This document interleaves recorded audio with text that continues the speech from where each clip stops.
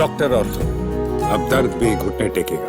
शर्तिला एकादशी भगवान विष्णु को समर्पित एक पावन व्रत है जिसे विधि विधान से करने से जीवन में सुख, समृद्धि और आध्यात्मिक उन्नति प्राप्त होती है। इस साल 2026 में यह एकादशी 13 जनवरी मंगलवार दोपहर 3:18 से शुरू होकर 14 जनवरी बुधवार शाम 5:52 तक रहेगी। इसके पारण का शुभ समय अगले दिन 15 जनवरी प्रातः 7:15 से 9:21 तक रहेगा। इस पावन व्रत का महत्व विशेष रूप से माघ मास के कृष्ण पक्ष में पड़ने के कारण बढ़ जाता है।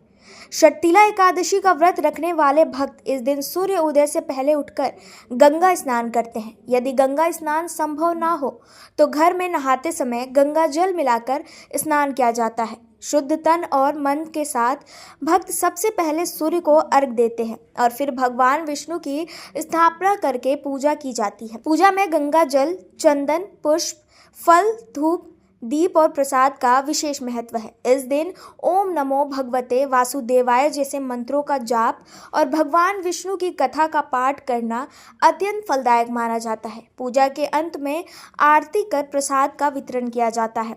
शर्तिला एकादशी में तिल का विशेष महत्व है। तिल से बने भोग अर्पित करने, दान करने और हवन आदि से व्यक्ति के सभी पाप नष्ट होते हैं और उसे अक्षय पुण्य की प्राप्ति होती है। तिल के 6 प्रयोग स्नान, उपटन, हवन, तर्पण, भोजन और दान, इससे व्रत और भी अधिक फलदायक बनता है।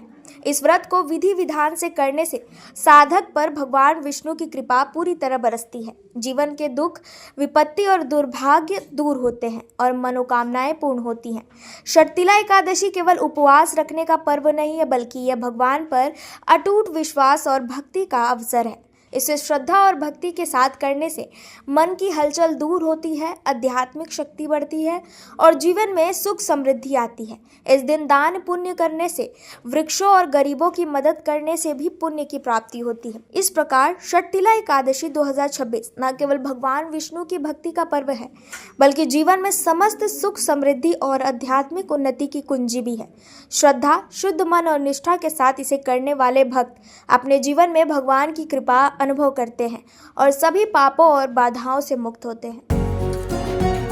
डॉक्टर ऑर्थो, अब दर्द भी घुटने टेकेगा।